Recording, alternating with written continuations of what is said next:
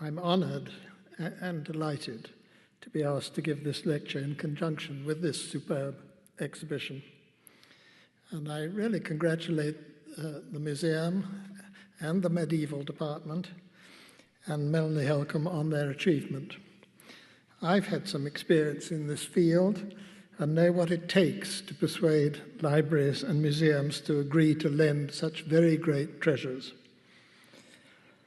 I also want to thank Betsy Williams of the Institute of Fine Arts for her part in the exhibition and for helping me with the illustrations of the lecture.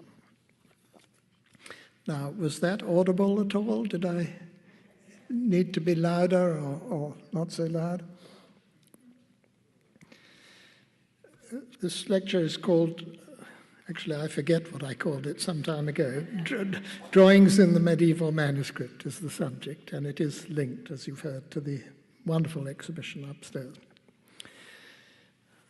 Human beings of many cultures from a very early time have made drawings.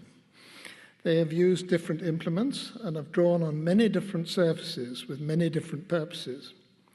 It's beyond my remit to speculate on origins or to discuss the different words used in different languages. In English, we have to draw, an active verb, and a drawing, a noun, as well as other words, both verbs and nouns, such as sketch, engrave, design, outline. My subject is more restricted: drawings made in manuscripts in Western Europe in the earlier Middle Ages, though even that is vast enough in terms of techniques, contexts, and purposes. I want first to emphasize that there is continuity with the ancient Mediterranean world and the culture of the Greeks and Romans. The even earlier culture of ancient Egypt is beyond my competence, but it was from Egypt that the Nile River reed known as papyrus came. When processed, this provided a smooth and even surface for writing, as can be seen from the famous Egyptian books of the dead, visible outside in the Egyptian section. Papyrus easily formed a book when it was rolled up, having been joined into sections, but it was a roll, not a codex. It was written on one side only in short columns, which were then read by unrolling and rolling up the scroll. This drawing is from an early 6th century codex book, not a scroll. It contains illustrated texts on land surveying and portraits of some of the surveyors of the 2nd century Christian era, including this of Agenius. He seems to pause in his reading of the scroll held in his left hand, while calculating with the fingers of his right hand. The image thus emphasizes the world from which the ancient author came, as does his costume, the toga draped round his half-naked body. The codex, that is the form of book with which we are still familiar today, evolved from the 2nd to 4th century Christian era.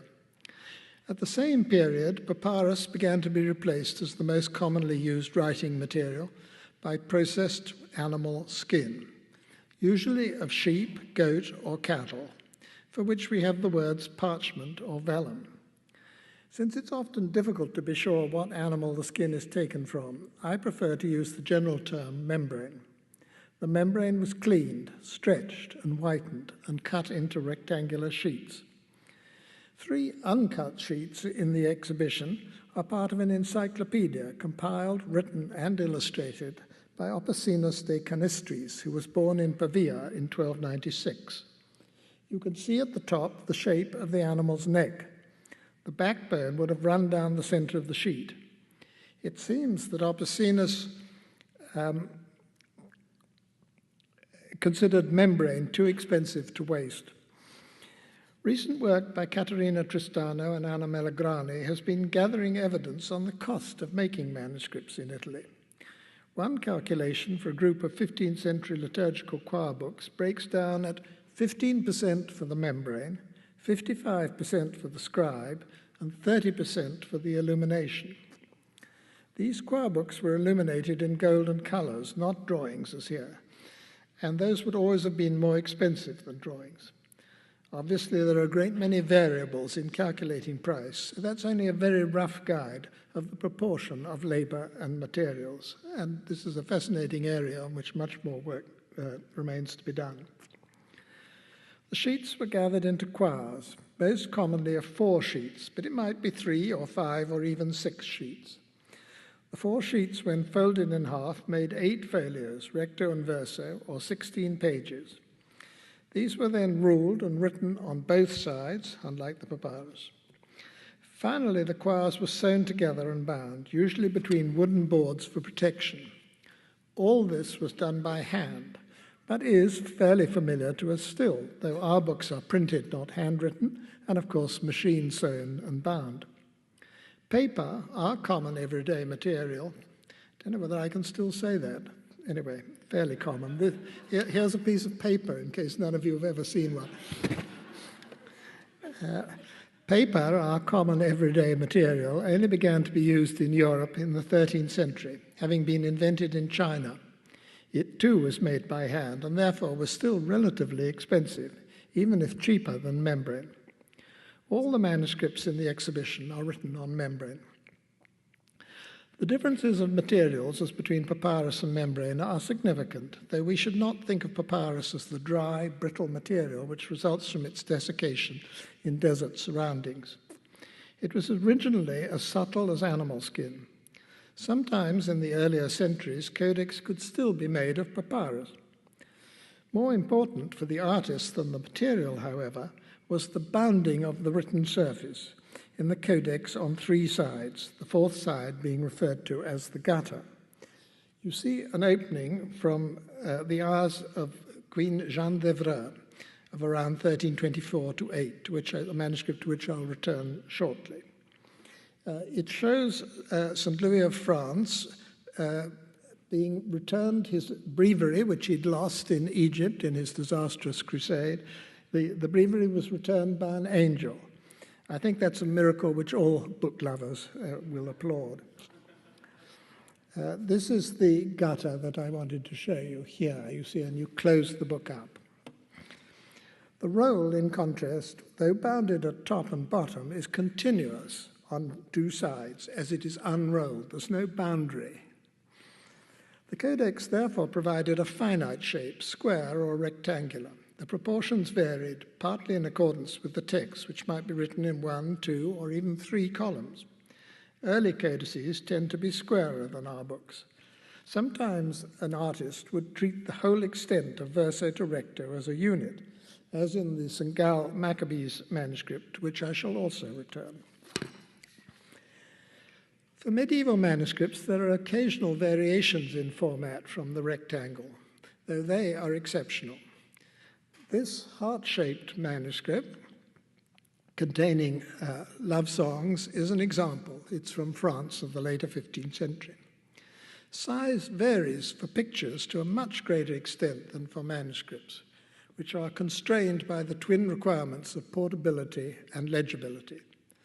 These are factors to bear in mind as you look at the exhibition upstairs, though they are aspects on which I cannot spend much time today.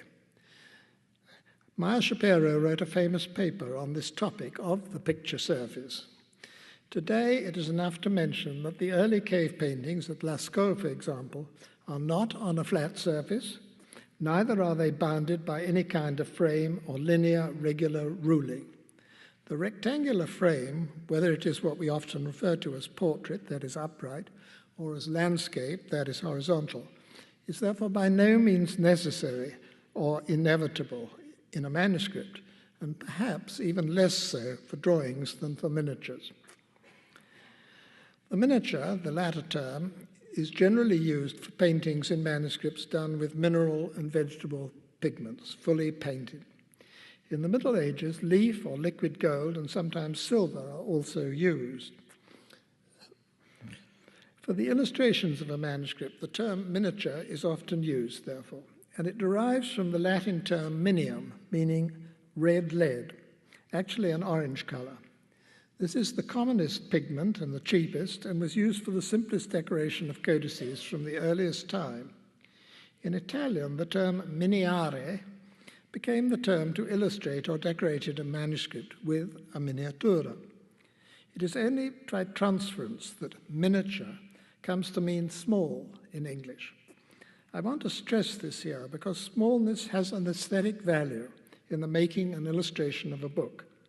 And this is perfectly illustrated in one of the greatest treasures of the Cloisters Museum, which I show again, the tiny hours of Jeanne d'Evreux. It was illuminated for the Queen of France as a gift from her husband before his death in 1328. The illuminator was Jean Pucelle. The scenes are the Lamentation and the flight into Egypt. Below, in the margin, the heathen idols are toppled off their pillars, and the farmer, who is about to reap his corn,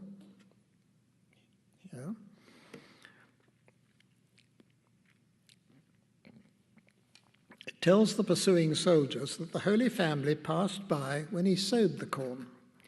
The soldiers turned back in disappointment, not knowing that the corn was sown yesterday and had grown up miraculously in the night so that the family would not be captured. Such apocryphal stories, not in the four Gospels, were used by preachers to enliven their sermons. Pucelle places the secondary scene in the margin, and it is here that he exercises his fantasy and his humour, and even includes motives which are carnivalesque and bawdy.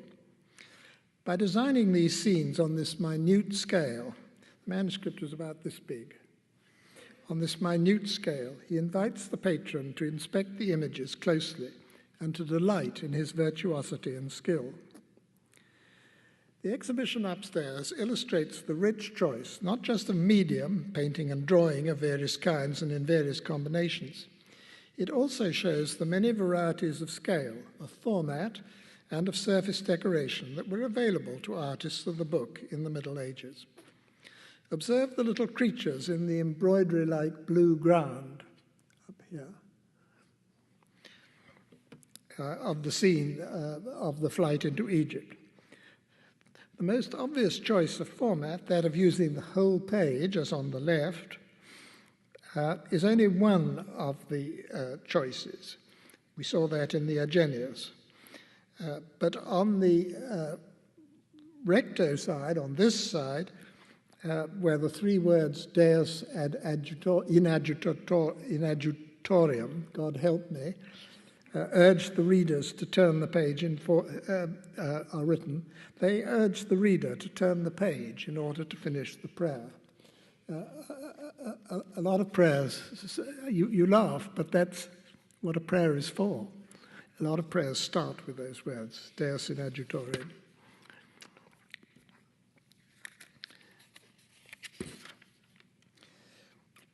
The word page comes from medieval Latin and is a synecdoche. And in referring to the Bible, for example, it was customary to talk of the Sacra Pagina. That's a synecdoche of the part for the whole.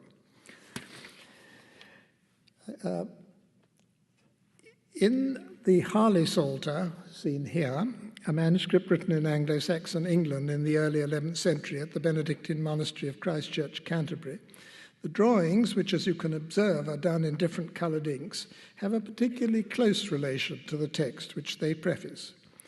This is not only physically in their placement in the text column, they are what is called word illustrations, by which is meant they illustrate not just an event as referred to or narrated in the Psalter, though they do that too, but often just a single word. For example, on this page of Psalm 112, the text speaks. I think I may have made a mistake of the page. I'm sorry. I'll have to say this later. I think I got confused here between two pages. I'm going to tell you later how the word illustration works. Placed in a manuscript book, therefore, drawings had various functions, some more closely related to the text than others. There are manuscripts, for example, where the drawing was an integral part because it is essential to the understanding of the text. And this class of drawings is referred to as a diagram. Examples are mathematical and astronomical texts. And the famous Greek scientists who are still household names, Archimedes, Euclid, Pythagoras, etc., made crucial contributions already to the study in these fields. So we have precious fragments on papyrus of their works of a very early date. This is an early papyrus from a roll containing texts on the stars. So it's simply a fragment. It would have contained on either side. It has diagrams to help the student, just as in a modern textbook.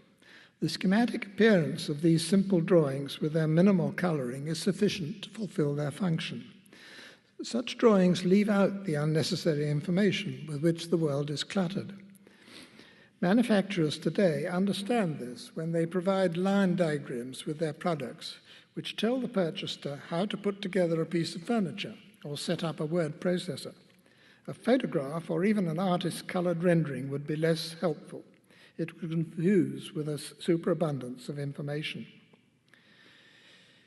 In the Middle Ages, therefore, diagrams which had a didactic purpose most often take the form of drawings, and the exhibition contains a fascinating selection which gives an idea of their variety, their frequency, and their creativity. Here is a medieval diagram of the signs of the zodiac on the left below, which links their passage through the heavens to the 12 months of the year. The iconography is one which is still familiar to many in the West who know their own birth signs and may follow prognostications for the month ahead in the newspapers or on their computers. The manuscript which it prefaces is a fragment with scientific text written in England in the late 12th century. Another circular diagram on the right plots the winds. The text below announces that ventus est aer, wind is moving air. In the center are the names of the 3 known continents in the so-called T-map. Asia at the top, Europe, which is to the left, and Africa at the right. So Asia above here, Europa here, and Africa there. This conforms to the orientation of medieval maps, with east at the top. Therefore, the north wind blows from the left. And the inscription here reads, Frigere conficio, I make the cold. The inscriptions from the 4 cardinal points are written in red, and different colors are therefore used, as we would still use them, to explain what is going on.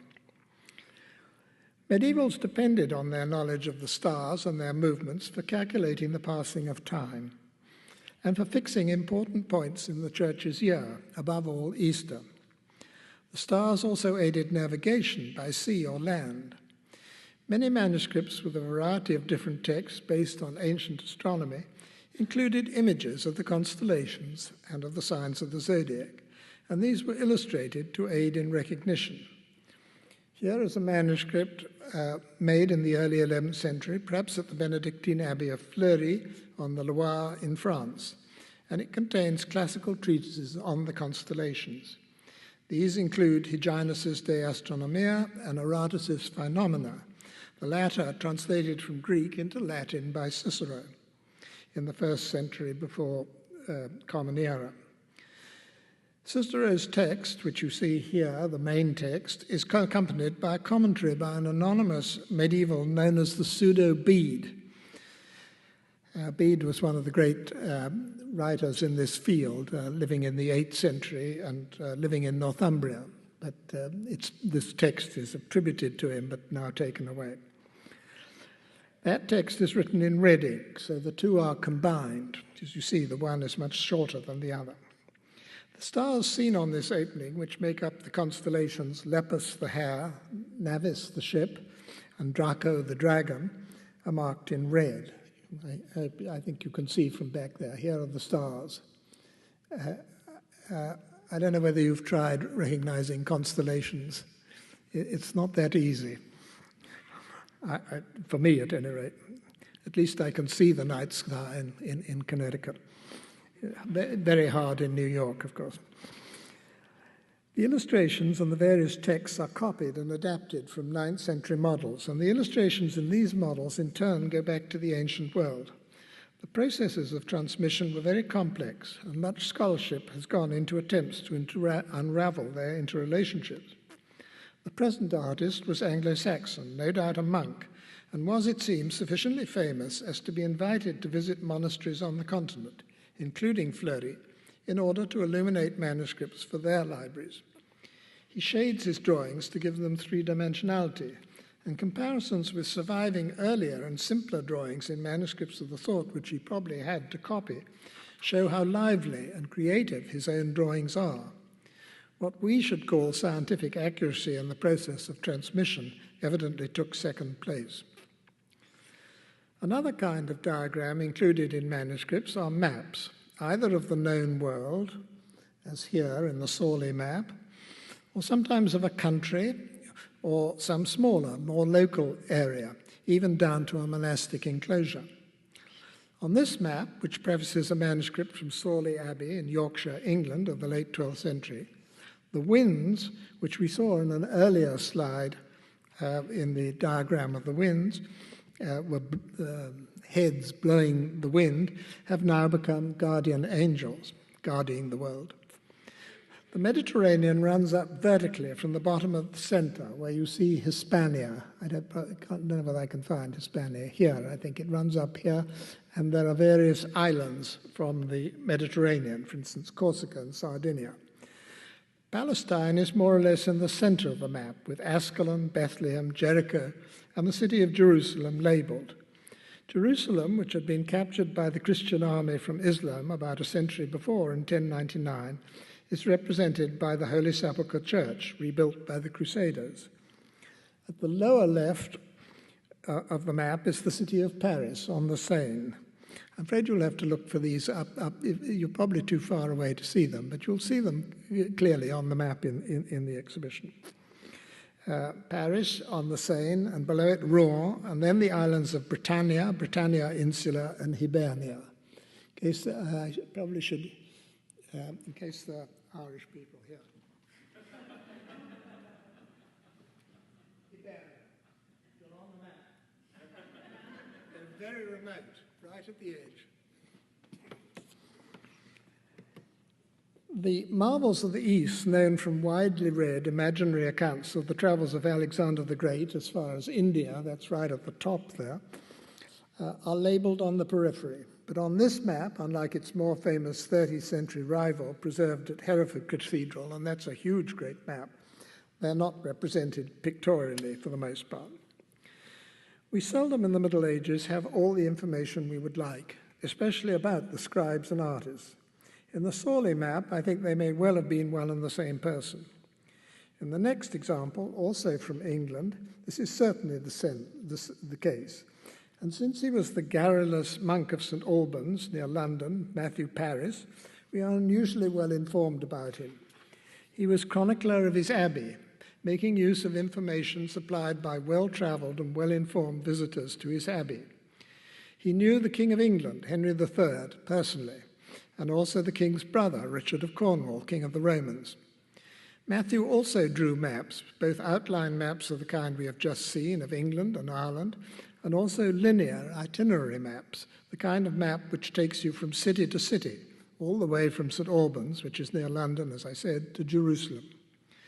Matthew, who was writing his chronicle from the 1240s on and died in 1259, evidently had a good deal of freedom as to what he included in it, and he took to inserting drawings in the margins, which is unusual in a monastic historical text of this kind.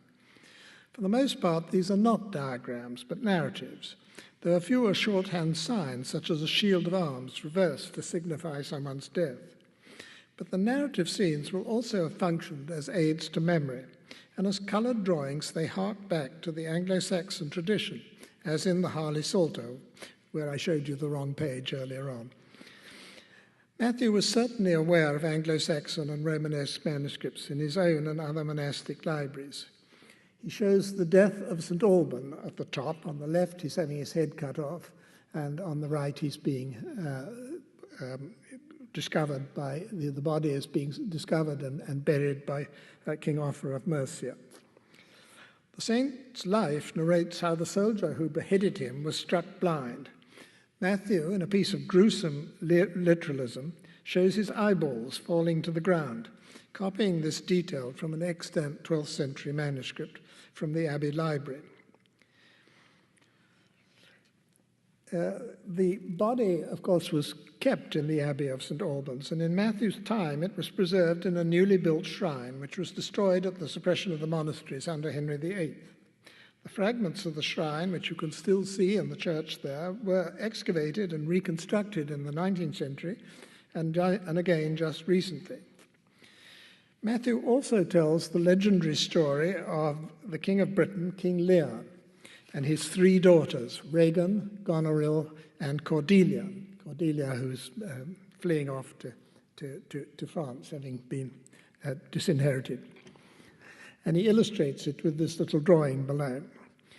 An historical event from the Crusades, thus nearer to Matthew's own lifetime, is the conquest of Jerusalem, reconquest of Jerusalem by the Caliph Saladin in 1187. The ground is covered in red blood and body parts as the Christian knights in chainmail struggle to hold on to the relic of the true cross. The true cross is in the middle here. This is Saladin. This is the king of Jerusalem, the Western king. Another method of recording the past is through genealogy. And in the context of Christianity, that means the descent from Adam as narrated in the Hebrew Bible. The Old Testament had been translated into Latin by St. Jerome in the late 4th century. In the University of Paris in the 13th century, the Bible was studied by the students of theology and commented on by the masters and doctors of theology. One of these, Peter of Poitiers, Chancellor of the Cathedral School of Notre Dame in Paris, who died in 1215, had the idea of making a digest of the Bible narrative. He says he did this propter prolixitatem sacrae scripturae, on account of the length of sacred scripture. His text, which starts with Adam, though this part is missing in the copy in the exhibition, narrates the events of the Old Testament and the lives of the patriarchs, prophets, and kings of Israel, including King David as a psalmist. I think here he is. Here's King David. And it continues up to the birth of Christ, and at this point the Virgin Mary with the child is shown in another roundel. You see, this is the whole roll, and it's, I don't know whether it is quite as long as that, but it is upstairs and it's shown flat so you can follow it down. Actually, St. Matthew's Gospel also begins with the genealogy of Jesus and his descent from Abraham. Peter of Poitiers' text also includes rulers of the ancient world, the kings of Assyria and Persia mentioned in the Bible, Alexander the Great and his generals. Somewhere in there, but I think it's got cut off in the process, is one of the generals. You have to search about to find. It's not always easy to find what you're looking for. So the Alexander the Great and Ptolemy and the various generals who set up their kingdoms, and also the Roman consuls and the emperors to Augustus Caesar, and I think Augustus Caesar is in there. I think it's there, in whose reign Jesus was born in Bethlehem. In later copies of the roll, the genealogy of the kings of England and France are included, up to where the roll was made, up to wherever the roll was made. In this way, secular royal genealogy is added to biblical genealogy. Sometimes this is represented in a separate roll, tracing royal genealogy to Brutus or to one of the heroes of Troy. Peter had the clever idea of designing his text as a roll, though a vertical one, unrolling from the top, not a horizontal one as we saw used in the ancient world. In this way, the diagrams of descent runs continually from top to bottom, and that's the way a genealogy is still usually designed today. The present copy is made up of 7 sheets and measures 126 by 11 inches, so 10 feet. I suppose it isn't quite as big as that. Though the Peter of Poitiers manuscript aims to shorten the biblical text and to simplify the historical narrative, it is far from a simple piece of bookmaking, as you can see. The scribes and the artists who made these books are likely to have been trained professionals working in the Paris book trade. Originally, they will have worked under Peter's direct supervision, no doubt, and then from copy to copy.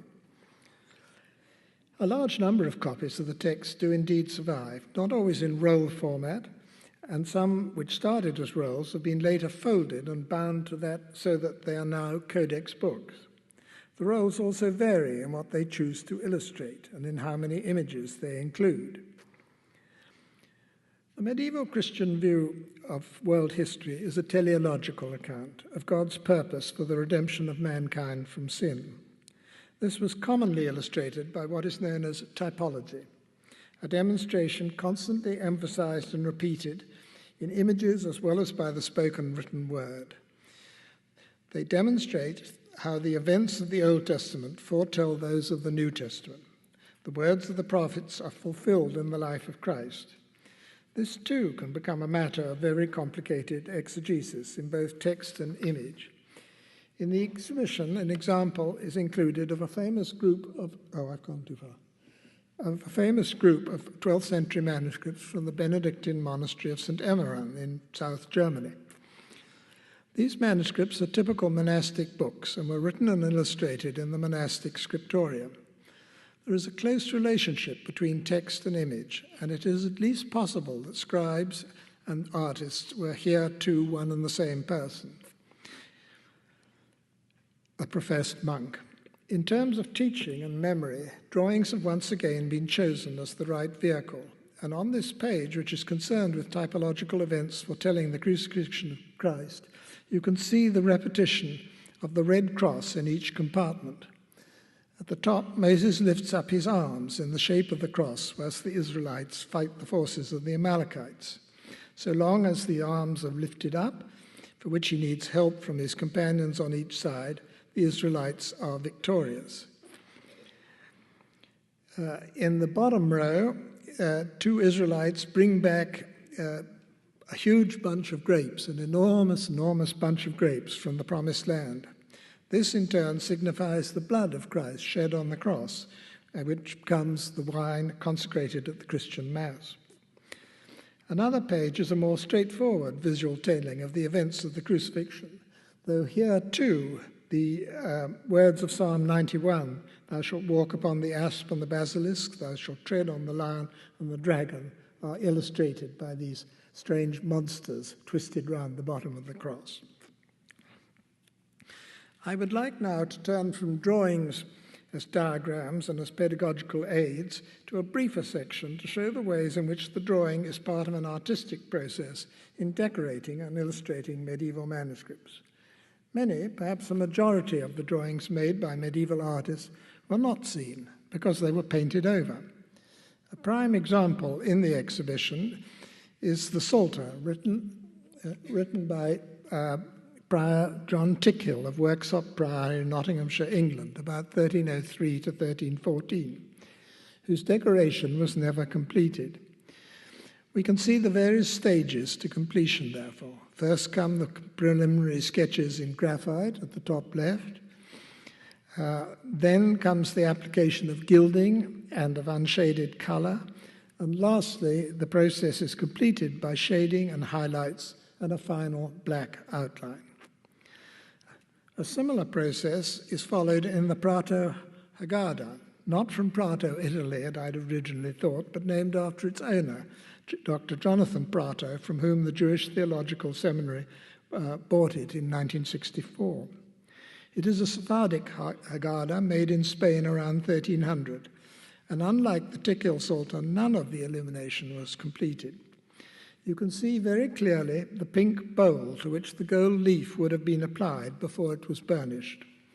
The drawing on the recto shows the Rabban Gamaliel instructing his pupils, and on the verso is the Paschal Lamb, a bit faint, I'm afraid. Here's the teacher in his chair and the pupils. Here's the Paschal Lamb. The Hebrew text begins at what in a Christian book would be the end, and therefore the text reads from recto to verso. Another much less common form of drawing, at least as it survives now, is found in pattern books. These drawings are related to the preliminary drawings, which partake of the nature of sketches and form the basis of the finished work of art, as we've just seen. In the process of colouring such drawings, they can be, and often were, altered. The pattern book drawings are copied in various contexts, and like the preliminary drawings, are a stage to the making of a complete work of art. These are drawings which were kept by artists as models and were valued for this purpose only, not in themselves. The various names used by historians draw attention to various aspects of their use by illuminators: pattern books, model books, and sketchbooks. Surviving examples are mainly now bound up as books, though the folios may have started their life as independent leaves. I like to use the term pattern book because patron is the contemporary French term used in the Middle Ages. Robert Scaler, in his classic survey, prefers the term model books, however. Superseded by changing functions, styles, and fashions, comparatively few such books have survived, and even these are often damaged and incomplete. Most of them must have been just thrown away. Significantly, in view of their use by manuscript illuminators, several of them contain alphabets of letters in various styles, as well as drawings of humans, animals, and of vegetable and decorative motifs. This example in the exhibition is a 12th century Italian pattern book fragment on only 3 folios. It's in the Fitzwilliam Museum, Cambridge. It contains initial letters which are all drawn in ink except for 2, a C and an O, you see on the top right. The foliage, animal and human figures are similar to those found in initials of manuscripts made in Tuscany in the 12th century, though no initials so far found exactly copy these patterns. They're a sign of the change to a professionalization of the book trade. And maybe a book like this also acted so that a patron could see what an artist was capable of. And this is also a sign that the primacy of the monastic houses as places where books were made is now changing. From now on, monks like Matthew Paris are the exception, not the rule. And these men, and occasionally women, tended to work in the major cities, especially university cities such as Paris, Florence, or London. They are named in wills and taxes and other property documents. Whereas monks were supposed to remain in their monasteries, again Matthew Paris is probably an exception to prove the rule, professional book illuminators were free to travel. Jean Pucelle, the illuminator of the Hours of Jean d'Evreux, which we saw earlier, evidently went to Italy, since he copies compositions from works painted only a few years earlier by Duccio in Siena. Some other fragments of what was no doubt once a more extensive pattern book come from the Benedictine monastery of Einsiedeln in Switzerland.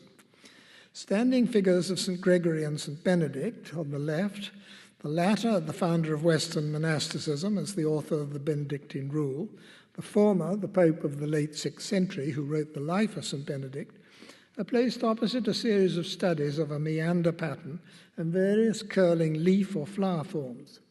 A parrot, a stork, and a third bird fill spaces in between.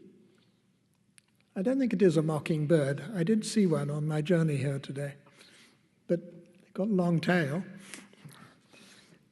You don't know the mockingbird. No, nobody a bird lover here. The medieval pattern books are full of birds, and that's interesting. So a third bird fills spaces in between.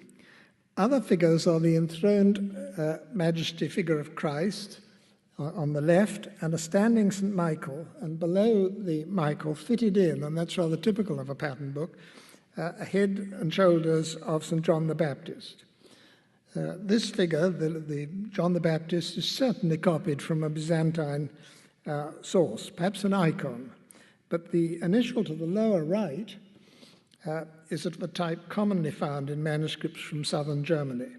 So these are evidently motifs copied from art, not from life, which could be reused in different contexts. Also from a manuscript in the exhibition is a leaf inserted into his chronicle by Matthew Paris, whose marginal drawing of King Lear I showed earlier. Here he has drawn and also coloured details of the heads of the Virgin and Child, of the dead Christ suffering from the cross, and of the Christ in Majesty. Matthew was not a professional artist, but he sometimes wrote and illustrated lives of saints for women of the court. He certainly also had opportunities for travel. These may be worked up details taken from wall paintings or perhaps icons which he had either seen on his travels or which may have belonged to his own Abbey of St. Albans. Suzanne Lewis has suggested that these are pattern book drawings, and we know he went on ecclesiastical business to Norway. So perhaps he took them with him in case he was asked to paint a picture or a wall painting.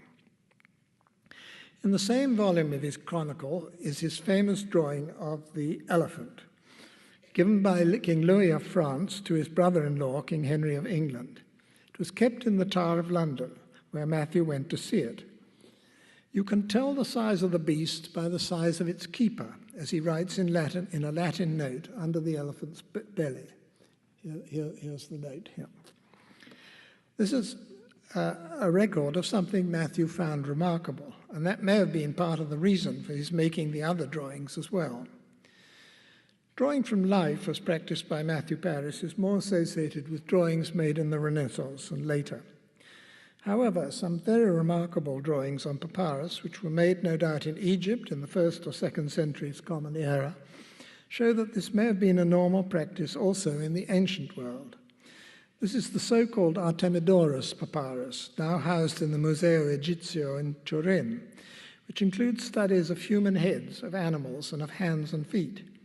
These extraordinary virtuoso drawings have only recently become accessible. It's a really spectacular discovery. And the papyrus is still in process of study and full publication.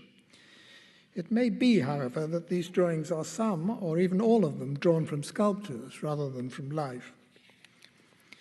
At the other end of the time limits of the present exhibition are the nature studies, which begin to appear in the 14th century. I show as a token example one of the famous pages from the Bergamo pattern book of Giovanni de Grassi, who is employed on Milan Cathedral. He illuminated a famous book of hours for Gian Galeazzo Visconti, Duke of Milan, and he died in 1399. I don't know if you would be inclined to call these paintings or drawings, but because they aim to record natural appearance, texture and colour are an essential aspect. It has been suggested that Giovanni had access to wild animals in the zoo kept by the Visconti Dukes of Milan. In the drawings I have shown so far, you have seen a creative mixture of techniques, combining colour with ink or using coloured inks for drawings in many different ways. And the last example, the Bergamo pattern book, which is not included in the exhibition, is perhaps classifiable as a painting. On the other hand, Matthew's elephant of the 13th century, which is included in the exhibition, is painted. I want to show more examples of this blurring of boundaries. I want to disrupt the binary of painting and drawing. As Jacques Derrida and deconstruction theory have warned, the binary sets up a hierarchy, and that is why in this lecture I've tried to avoid it. Nor do I want to introduce a teleological narrative which suggests a progress from one to the other, from drawing to painting, and still less a teleological development from the Middle Ages to the Renaissance. I want only to pick out a few examples in which, in my opinion, the artists have used their mastery of technique to obtain special effects of vibrancy and emotion. However we define them, whether as drawings in their own right or not, I would argue that these are drawings used for their own sake, not as a preliminary to painting. They are not teaching diagrams helping the viewer to memorize concepts, nor are they primarily used as a means of recording or transmitting a composition or iconography. They do, of course, relate in some way to the text of the manuscript in which they occur, and so they are not independent of it. But drawing as a medium is chosen deliberately to enhance the power of the image created. It's not an impoverishment, is what I'm suggesting. An early example of this is a drawing which I showed earlier. It is one of 30 such drawings in a manuscript of St. Gall of the late 9th or early 10th century. The text is the first book of Maccabees, which is now considered an apocryphal part of the Christian Bible by Protestants, but which, as a narrative of the struggle between the forces of good and evil, had relevance throughout the Middle Ages. The Jewish brothers Maccabee, Judas, Jonathan, and Simon fought for the independence of Judea and their right to practice their religion in the 2nd century before Common Era. The brothers, I think, are in the van of the charge, and their enemies flee, leaving a number of their enemies already dead. This is an example of the artist extending the narrative across the gutter, as we saw earlier. It is not surprising that Melanie Holcomb chose this extraordinary drawing for the cover of the catalogue. Her scholarly entry raises fascinating problems about its date, and especially about its completion. I find it difficult to imagine the drawing without the colour, which, however, is considered by some scholars to be a later addition. As we've seen earlier in the example of the Tickhill Psalter, colour was generally comes after drawing in the medieval manuscript. But in this and other cases, the question of how long after is almost always a hard one to answer. I'd be prepared to argue here at least that the colour is not a matter of arbitrary or carelessly inserted blobs with the idea to improve a dull image by a later colourist who is unable to respond to the design as a whole. It enlivens the image without destroying the vitality of the line drawing. The forward movement of the cavalry is shown graphically by the lances raised at an angle and by the galloping horses. The panic of the enemy is also graphically demonstrated as some begin to flee and others turn back in the saddle to see how close behind them are their enemies. The colour, which includes silver for the helmets, is used mainly on the shields, and in this way it picks out the Maccabee brothers at the head of the charge. The question of the application of colour comes up again and again in the exhibition, and surprisingly few of the drawings included are in fact monochrome. It was the artists in Anglo-Saxon England in the 10th and 11th century who invented a particular form of colour outline drawing, which you saw at the beginning of this lecture in the Harley Psalter. Here's the page that I should have shown, but the other one is coming up in a minute. This is the word illustration of the, this is the word illustration of the sun and the moon. The text says that from the rising of the sun to its going down, and the artist puts that in to illustrate that particular verse.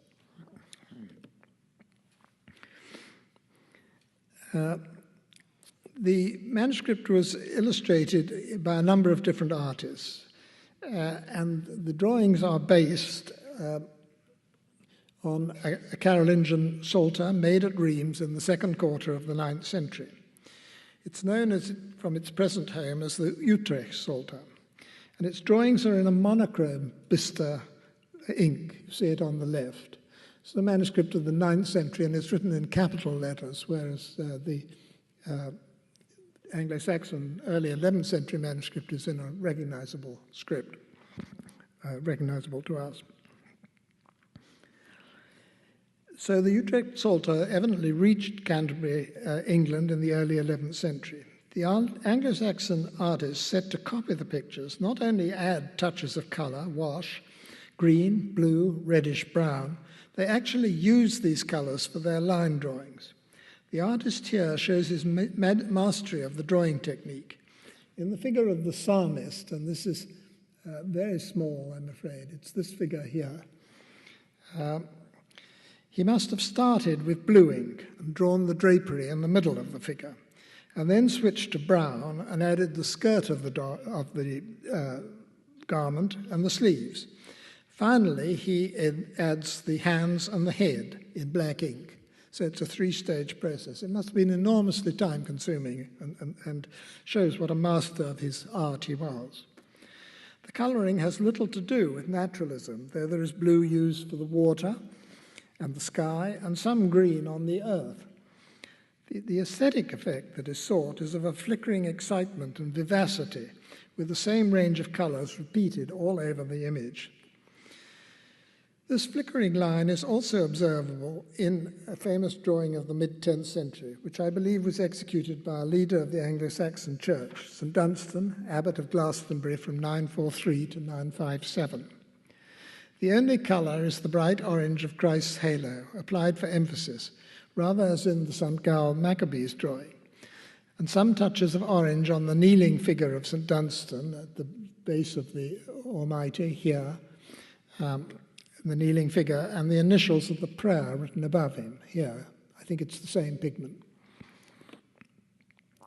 The prayer, which it is thought he wrote himself, is in his own hands, and in the first person. In it he asks to be saved from the storms of life. Save me, O Lord, from the storms of life. This masterly drawing may be credited with creating a fashion for outline drawings in the monastery of South England, which were closely linked in a reform movement, of which Dunstan was the leader. And I think it was executed by him, but also, of course, revered as a relic of a saint of the Anglo-Saxon Church. Another example of technical experiment is a psalter which is not part of the exhibition, but is reproduced in the catalogue. It comes, like the Harley Psalter, from the monastic cathedral of Canterbury, the premier seat of England, of which Dunstan was archbishop from 957 when he left Glastonbury to 988. The Psalter shows St Benedict, Pater Monachorum, father of his monks. One of them, at the front, carries a book with the first words of the rule. Asculta, o fili, precepta magistri. These are written here. One of the brethren, perhaps even the archbishop of the time himself, in view of the similarity of his pose to that of Dunstan, kisses the feet of St Benedict. He could be either of two bishops, Liffing or Athelnoth, depending on what the exact date of the psalter is. We can only date it approximately. The kneeling figure wears the zone of humility, the zona humilitatis. The picture is, in fact, full of Latin inscriptions, enforcing its message of humility and obedience to the rule. I think for the artist there is evidently a hierarchy of technique between the grandly enthroned saint wearing a gold cope and the monks in their unpainted habits hurrying towards him. It seems to be evening, perhaps Compline, if it is a lantern that is carried by one of the monks. I'm suggesting that could be a lantern. Another exquisite drawing from Anglo-Saxon England, perhaps slightly earlier in date and from Winchester, not Canterbury, serves as frontispiece of yet another psalter in the British Library, which also, unfortunately, could not be included in the exhibition. This drawing is simply framed with a brown ink line as opposed to the gilded arch of the St. Benedict. It might be tempting to assume that this line is a later addition, were it not for the fact that St. John's left hand, which holds up the scroll on which he has been writing, overlaps the frame. This bursting out of the frame is a trope of which Anglo-Saxon artists were very fond. What he is writing is his eyewitness account of the Gospel. The other three evangelists, Matthew, Mark, and Luke, depended on others for their accounts. They were not present. The hand overlapping the frame suggests space and movement. I'm talking about this frame and the overlap here.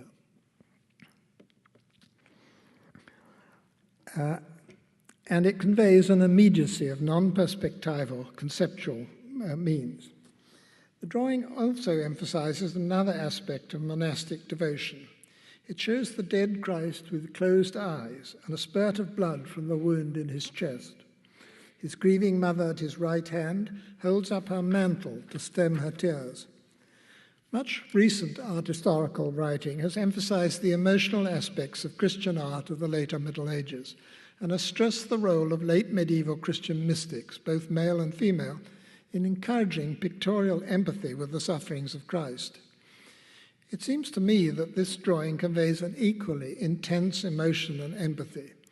The monastic viewer of the 11th century is urged to meditate on and sympathize with the suffering of all three figures in this intensely moving drawing.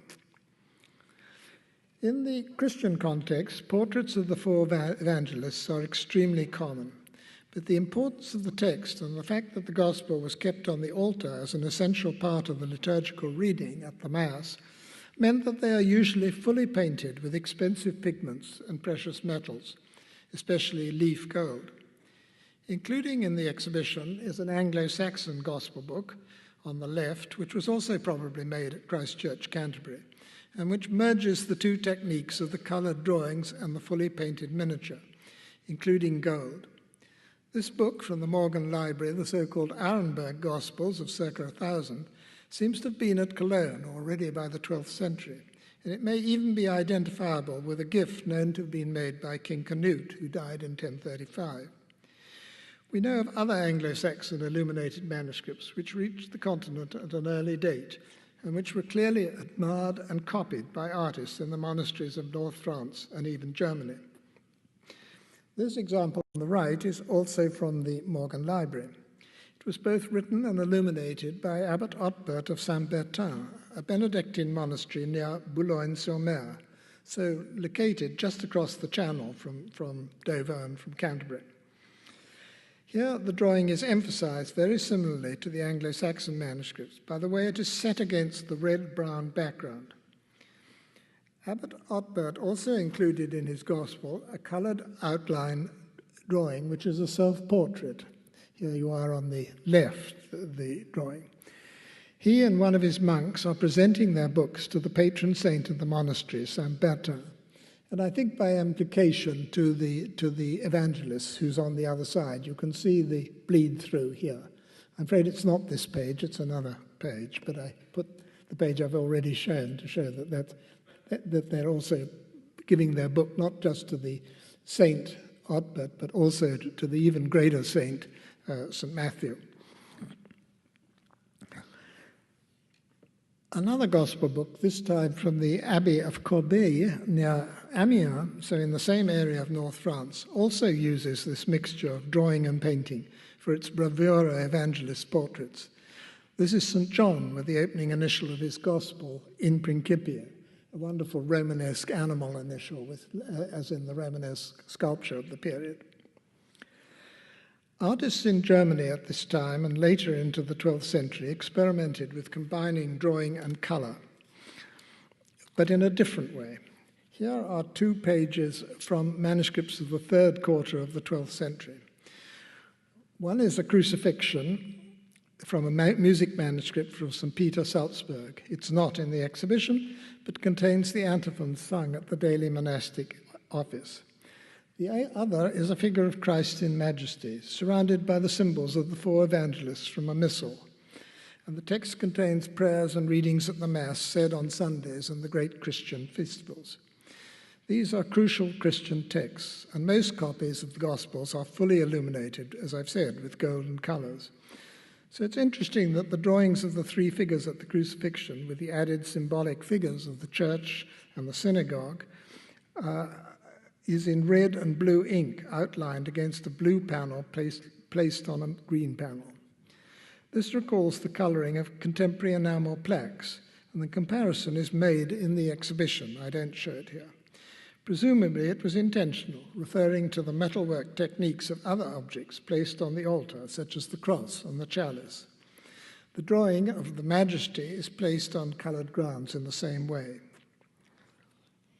Now, I've run over, and I'm ashamed of that, but somehow reading it aloud to yourself seems to go quicker.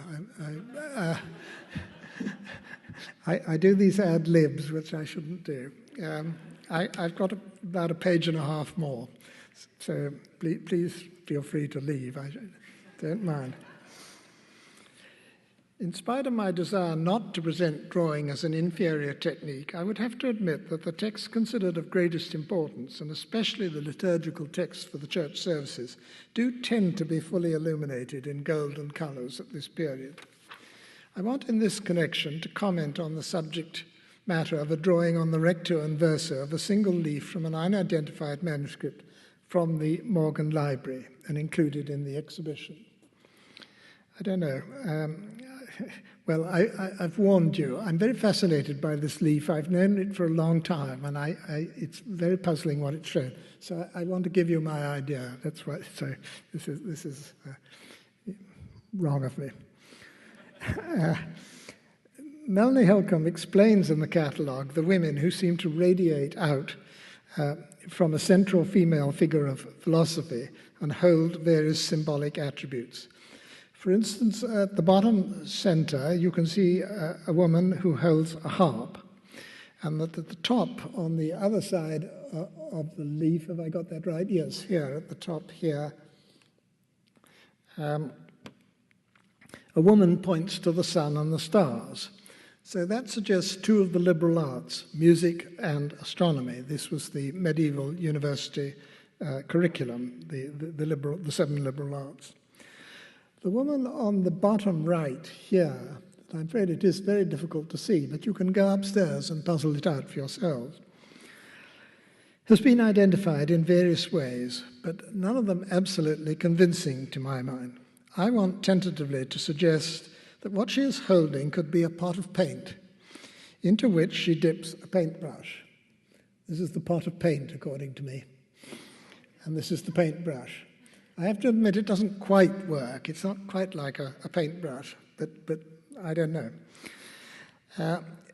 And so my suggestion is that the half-naked satyr, this is the satyr, he's got goat feet, he's got a short tunic, and he's got horns on his head, so classical satyr, and he holds up a bunch of flowers.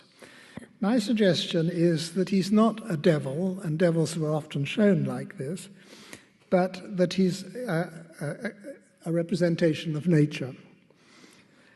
Nature, I suggest, therefore, is being painted, and it is the beautiful natural world as created by God. In the Gospels, Jesus commanded his disciples to consider the lilies of the field. They labor not, neither do they sow. Yet Solomon in all his glory was not arrayed as one of these. The artist can thus claim to emulate, though never to equal God, by copying from nature. In such a context, a drawing cannot compete on quite equal terms with a painting. Nevertheless, in terms of the hierarchy of value I've been suggesting for the liturgical books, I would suggest it's their expensive materials and not a particular technique or a particular aesthetic which is valued. And lastly, the independent drawing prefixed in our culture with the words old master drawing, is associated by us as an art form with the Renaissance and later. Such great names come to mind as Leonardo da Vinci or Dürer or Rembrandt. These are artists in whom we recognize an individuality which as a quality of mind we label genius. In no way is it my intention to disrespect these artists, but I want to end with one more drawing which is not in the exhibition and which was previously unknown to me and which is, like so much medieval art, anonymous. I think it's a truly amazing drawing. It's on the paste down of a 12th century manuscript of Gregory the Great's commentary on the Book of Job, which was an essential text for monastic reading. It's damaged, unfortunately, by wormholes from the wooden boards of the binding, which is perhaps why it could not travel. An inscription identifies it as Job. Here's the inscription here.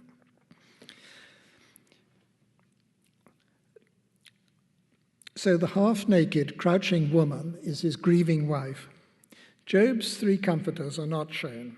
Job lies on the dung heap and is covered with the plague of boils, which was the first of the temptations inflicted on him by the devil. The book of Job, in the King James Version of the Hebrew Bible, is considered one of the greatest, is considered one of the greatest pieces of prose in the English language. It conveys human suffering, but also human endurance and courage and human faith. The power of this drawing, which is without pretension, without framing, and without color, seems to me worthy of the great text it precedes. It is, in fact, like so many of the other graphic works in this superbly curated exhibition, a masterpiece. I urge you to go and see the exhibition for yourselves. Thank you.